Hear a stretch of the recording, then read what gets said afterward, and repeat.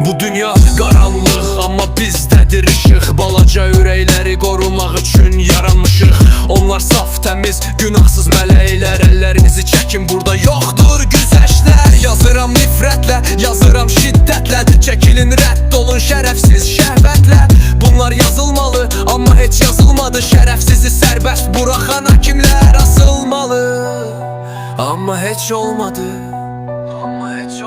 Kiminsə uşaqlığı məhv olursa ürəklər daşdır. Qeyrət sahibi önə çıx, sən bunu araşdır. Sən qorxu, səssizlik, qaranlıq və alçaqlıq. Biz isə haqqın səsi, bu bir savaşdır. Uşaqlara toxunma, əllərin ləkəlidir. Gizlənsən də xal içində səni bilən bilir. Biz qoruyarıq, biz buradayıq, gücümüz yetir. Önə çıx ali məhkəmə, ədalət gətir.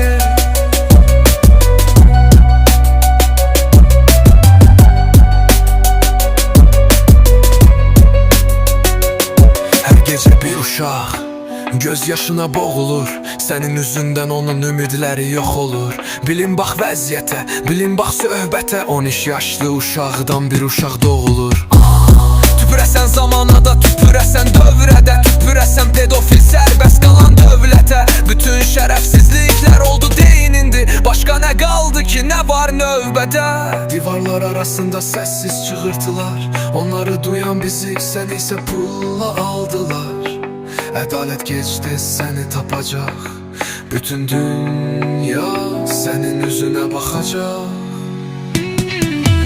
Uşaqlara toxunma, əllərin ləkəlidir. Gizlənsən də xalq içində səni bilən bilir. Biz qoruyarıq, biz buradayıq, gücümüz yetir. Önə çıx ali məhkəmə, ədalət gətir.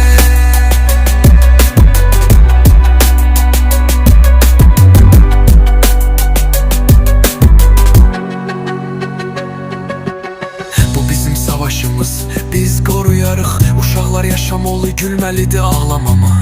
Qorxma.